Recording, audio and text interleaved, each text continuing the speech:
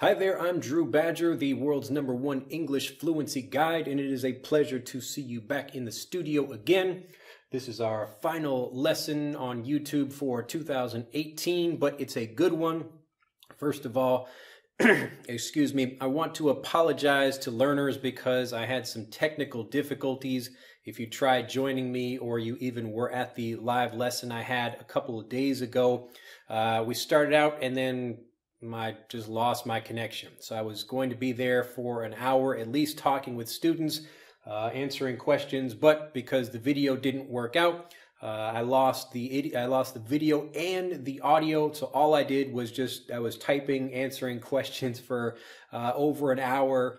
So hopefully I answered a lot of good questions, and actually I got a lot of good questions that I wanted to talk about for this lesson. Ending a year is always a really important time. We get to reflect. This just means to think back over the previous year and what we liked, what we didn't like, what we can improve upon. And so I want to talk about something very important in this video. I'm always talking about fluency, and really the way to do this for me personally as a teacher, for someone who became a fluent speaker of a second language, who helps people learn now. I want to talk about the beliefs you have, because I spent a lot of time talking about those things, excuse me, chatting about those things with learners personally when I had that kind of live lesson. So even though I didn't have video and audio, I got to speak with quite a few people and answer a lot of great questions. But what I kept hearing is, I can't get fluent because of this. So everybody had some kind of reason. I say, well, what if you try this? And they think, well, I've got this other thing over here. So I want to talk about just a few of the beliefs we have and really what you need to do to take your English to the next level, and not just your English, but anything else you might want to improve. So any skill or just your life in general. It's really the beliefs at the very foundation of who you are as a person, or what you think you can do. Because if you think something is impossible, then it doesn't matter what kind of lessons you buy or however you learn, you're not going to get good results with those. So that's why thinking about beliefs. So I drew this very simple picture here. Hopefully you can see it, but this is a regular person over here, and the goal is to become this person over here. Now, in my case, it's helping people become more confident speakers, but for, whatever it might be, making a new friend or getting into the right college, or, whatever that thing happens to be. We all have goals, but before we do any of the steps that we use in order to get those things, we have to think about the way we believe. And so when I was talking with people a few days ago, I heard a couple of things. We were talking about practicing. So practicing was a big one. And also just talking about how people learn how to speak, especially can you do that by yourself? And it's actually really easy to do. But I want to talk about more practicing, because this was a big problem for people. And especially if you out there, if you are a learner and you're watching this and you think, well, if only I could practice, or if only I lived around native English speakers, I would become fluent. So whatever your if only thing, we'll just write that up here. If only. So this is what you believe. Again, this is a belief you have. And if a belief is stopping you from achieving something, then that's a negative belief. So that's, again, a thing that would stop you from getting from one place to the other. And that's going to take you around a path like this. So a negative belief is going to send you up here and around, and maybe not even get you to your goal, if it gets you anywhere. But it's going to waste your time or stop you from making any progress at all. Maybe you just believe, well, I don't live in a native English-speaking country, so how can I get fluent? It's just impossible. So I spoke with quite a few people like that, and not just in that particular lesson, but a lot of times I get lots of emails from people that say, if only I lived in a country with native English speakers, or if I knew some English speakers or something like that, I would finally get fluent. Now, if you knew native English speakers, or you could practice speaking with people, then wouldn't you become a fluent speaker? So most people would say yes to that, but a lot of people, either they don't know how, or they just think it's not possible. And so lots of things, again, we'll really just focus on this idea of practicing just to give you an idea of what's possible, because I want you to start thinking in the beliefs that actually get you directly where you want to go. You still have to do the work, but it's a lot easier if you believe you can. Does that make sense? So if you don't believe you can do something, or you think something is impossible, you might try to learn grammar or do all sorts of other things, but you're not going to reach your goal. So the first thing, just practicing. So some people said, I don't have anyone to practice speaking with. Now, I want to show you how to reverse that belief, to show you that it's not true, because right now you are watching this video on YouTube. And instead of watching this video, you could actually type in something you're interested in. Maybe you care about cats, or like maybe making bird houses, or building cars, or, you know, whatever, makeup tutorials. Excuse me. But whatever you happen to be interested in, you can find information about that right here on YouTube. And instead of watching a language learning video like this and then going down below in the comments and asking, hey, who is wanting to practice speaking with me? What you should do is go to a different video. I'm actually like telling you not to watch this video right now, but it's important if you want to make that step. So on this platform, right here on YouTube right now, there are millions and millions, really billions of people probably watching videos. And all of these people, you know, they speak many different languages, but there are many English speakers and many native English speakers that are watching videos. And all you have to do is go to a video that's maybe showing some content in English. So if you're searching for something in English, then you're going to find results in English, and you're going to find videos made by English-speaking people who you can communicate with.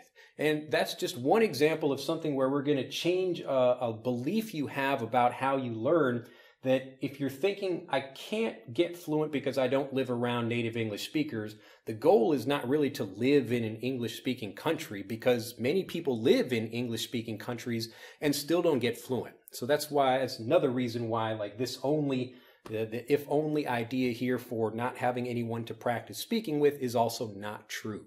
So again, the point is just to think about an idea like this and think, is it really true that I can't meet people to practice speaking with because I don't live in an English-speaking country? So the obvious examples are obviously meeting people online, just like a platform like this, but really connecting with people wherever you happen to be. Now, I live in Japan, and learning Japanese is actually much more difficult for me, or it was certainly when I lived back in America, because I spent many years actually living back in America after I had already learned a little bit of Japanese. So I came to Japan, and I was discovering how to learn, but really just as I was getting excited to learn, I had to go back to the United States. So when I went back home, I had to think, okay, I'm not in Japan anymore, but how can I find Japanese people to practice speaking with, whether it's online or in the real world? Now, I didn't think, okay, I'm in America right now, so I can't practice my Japanese. I thought, how can I? So I had the belief that, like, oh, I probably can find someone. There must be a Japanese person either physically around me or online that I can meet. And I actually met both. It was really not very difficult, but I used I was living in Seattle, and I lived, not very far from actually quite a few Japanese speakers. And I didn't know anybody when I was moving to Seattle. Actually, I just moved there after I came back from Japan, because I wanted to see what it was like in that city, but I didn't know anyone. So I didn't really know even any English speakers there as well. So I had to make friends. But one way I wanted to practice my Japanese was I got a job at a Japanese restaurant. So I was a manager and a server at a sushi restaurant in Seattle. So I actually did that for a while as a way just to stay connected with Japanese. And, you know, many of the customers were just regular people from America who didn't speak any Japanese. But sometimes we would have staff, or not staff, but customers who would come into the restaurant. And so I would get to practice my Japanese with them. But again, the idea here is not for me to think about speaking practice directly. It's for me to think about, how can I connect with something I'm interested in. So in that way, I'm interested in Japanese food, and maybe some Japanese speakers, they're eating Japanese food also, so I can have a good reason to meet and talk with those people. But if I just walk up to Japanese people and say, hey, will you practice speaking with me? Then they're not really going to listen. They're going to say, well, maybe I can help you. Some people might help, especially if they want to maybe practice their English. But it's really more difficult, just like if I walk up to someone and say, hey, you speak a little bit of French. Don't you speak some French for me right now? And most people say, well, I can, but what do you want me to say? So that's a bad way to begin a conversation. But again, the whole point is like, how can you move as quickly as possible from where you are now to where you want to be? And it begins with the beliefs that you have. So as one example, like I talked with some other people related to this idea of practicing, and they said, well, native speakers don't want to speak with me. So this is another belief they have. Native speakers don't want to speak with me. And so when I was asking more questions, well, why do you think that? Why do you believe that? And so one person said, well, I tried speaking with a native speaker and, they didn't want to talk with me, or they ignored me, or something like that. And when I asked, like, okay, how were you actually trying to speak with them? Again, they were just trying to ask for speaking practice instead of trying to connect with some kind of interest that they shared with that person. So when you are kind of like, if you think about maybe practicing with someone, you have an idea of a native speaker up here is like, wow, this person is up here and I'm just like down here as like a learner. And, it's like a kid and an adult. Can you see this? Hopefully, yes. It looks like it's right at the bottom here. But you have this idea, you're looking up to that person saying, wow, that person is a native speaker. But why? There's no reason to look up to a person like that just because they naturally speak a different language. It's a nice thing that they can do that, but you put them, we call this to put someone on a pedestal. So I'll draw a pedestal like here. A pedestal, it's like those like columns that you see on, this is a really bad picture actually. But so this is like a pedestal, so you put something like a nice, a vase or something up here, a trophy or something special that you put on top of this to make it, you're saying, wow, this is like an amazing thing, a special thing. So when you put a native speaker up on a pedestal like that, it changes the way you look at that person. Now with me, I don't look at Japanese people and think, oh wow, it's a native Japanese speaker and like I need to look up to that person. I respect them just the same as I respect everyone else, but I'm looking at them as an equal. So they're looking at me as an equal and I'm thinking, okay, what can I do that's connected with something they're interested in? So I came to Japan to study gardening and I connected with other Japanese people who were also interested in gardening. It's pretty obvious. So I didn't say to anyone, hey, can you practice speaking with me? Because that's begging. You're asking someone and you're looking up to them saying, will you give me something? Please give me. So you don't think about it like that. So you try to connect with them. So when I explain that to the person, just saying it's not about you, that native speakers don't want to practice with you. It's about the approach that you have. So it's the way that you try to connect with native speakers that lets you connect and speak with them, or they try to reject you. So again, we have these different ideas. Number one, you can't practice with natives or you can't improve your fluency because you have no one to practice with. Well, there are native speakers everywhere. And remember, I'm here in Japan, or when I was back in America, I'm trying to learn Japanese, and there are many more English speakers around the world than Japanese speakers. It's much more difficult for me to find somebody like that, but I did. But native English speakers, or even just really good English speakers who are from different countries, are all over the place. They're everywhere. English is the easiest language to learn when you want to connect with people who speak the language. The final thing I'll talk about practicing here, another limiting belief people had, is that my English is not good enough to practice with a native English speaker. So even if there is a native speaker, I'm too shy because I don't have anything to give to that native English speaker. So people think, why would a native speaker want to speak with me? Now, number one, you've got, again, the idea that you're connecting with someone because of something you're interested in. So you're not thinking about, why would the native speaker want to practice with me? I don't have anything to give to that person first. I mean, you should hopefully be speaking with them about something you're interested in. But the most important idea, something I hope can change your beliefs right now about practicing, if you believe this as well. So if you believe that natives don't want to speak with you, or you don't have any value to give to a native speaker, I want you to remember this. It's really important just to listen, and that's really the most important thing you can give to someone. So I can sit and listen to someone else speak, even for 20 minutes or an hour, and just say, yeah, I agree. I understand what you're saying, and just listen to them speak, because most people are not really good listeners. You can kind of hear what people are saying, but we're often thinking, myself included, I need, more practice listening to other people. But really listening means you're allowing them to speak. You're not just thinking about what you want to say. And so as a learner, you can really relax. Okay, I don't really know very much, but I can listen to that person speak. And that's how you get into a conversation with someone. So that is valuable. You can give value to a native English speaker when you're practicing with them, even if you don't know very much English. So often, people listening to my videos, they know quite a bit, but they're just not very confident yet. But it's the beliefs that they have about what they can't do that stop them from speaking. So the people watching this video right now, maybe that's you out there. You know a lot of English, and I know that because you can understand what I'm saying right now, but you just can't speak because you have beliefs that stop you from speaking, that stop you from building confidence, that stop you from getting fluent.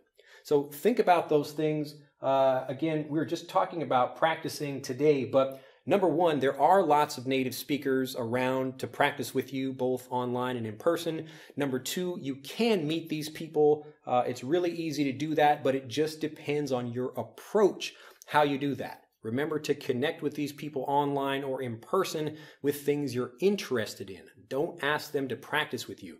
And the final thing is that you do have value to give these people. They're not, again, don't put a native speaker up here on a pedestal. Just respect that person and say, hopefully, I can give some value to that person just even by listening to them. But you begin by trying to have some kind of shared interest, and that's what's going to help you become a much more confident speaker. So at the end of 2018 here, really think about the beliefs you have and what's stopping you. What are you saying, if only, about, and then try to reverse that. Try to show why it's not true, and that's going to help you become a much more confident speaker. Well, if you enjoyed this video, do like and subscribe. Comment below. Let me know if there are any beliefs you have about learning that are stopping you, and maybe I can try to reverse those as well. But if you really just think about, is it really true that, maybe I can't practice with natives because I don't live in an English-speaking country? You just try to think about people who do live in English-speaking countries, like all of the non-native speakers in the United States who can't speak. So think about that. I'm, here, living in Peru or something, and I'm not an English speaker, and I can't become fluent because I don't live in the United States. But I guarantee you there are people from Peru living in the United States that don't speak English very well. So it's not where you live, it's how you think. Remember that. So do subscribe to the video. Be sure to click that little bell icon because YouTube wants to always make it more difficult for people to get subscribers and to see their videos. I don't know why. But anyway, I look forward to seeing you in 2019. I've got a lot of great ideas, especially the new app we'll be releasing, all about pronunciation and being able to read and spell. And I'm going to show people exactly how it is possible, even if they don't believe it, to teach yourself English without a teacher. It's going to be amazing. Anyway, have a fantastic day. Do comment down below. Let me know if you have any questions. And also, if you'd like to learn more about how you can improve, the number one thing you can do is focus on your weakest fluency habit. I explain more about that in a personal guide I can show that's really just delivered for your personal needs. So whatever you struggle with, it could be your pronunciation or your grammar, anything, but click on the link in the upper right of this video and you can learn more about how to do that. So I can give you a free personalized guide that's going to teach you much more about how to improve your speaking. Have a fantastic day, and I'll see you next time. Bye-bye. If you'd like to learn hundreds more useful words and phrases, subscribe to the EnglishAnyone.com YouTube channel. And be sure to click the bell icon to be notified when we release new videos. And if you'd like to know exactly what to do to become a successful English speaker, click on the link in this video or on the link in the description below this video to tell me what your biggest communication problem is. Answer 5 quick questions and I'll send you a free, personalized guide that will help you start speaking more like a native today. It takes less than a minute and you can download your free guide instantly. So click on the link in this video or on the link in the description below this video and start getting fluent now. See you in the next video.